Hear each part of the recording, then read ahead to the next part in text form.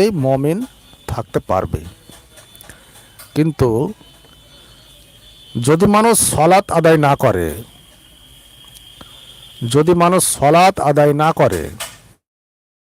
মুমিন থাকতে পারবে না।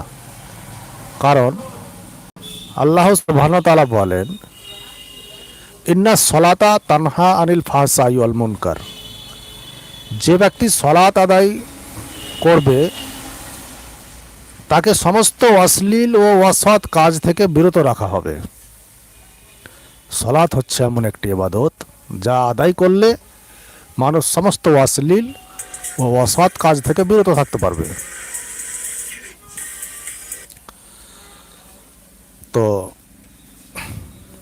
তারপরে হাদিসে এসেছে, জাবির ইবনে আব্দুল্লাহ রাদিয়াল্লাহু তাআলা আনহু রাসূল সাল্লাল্লাহু আলাইহি ওয়াসাল্লামকে জিজ্ঞেস করলেন, ইয়া রাসূলুল্লাহ সাল্লাল্লাহু আলাইহি ওয়াসাল্লাম, কাফির এবং মুমিনের মধ্যে পার্থক্য কি?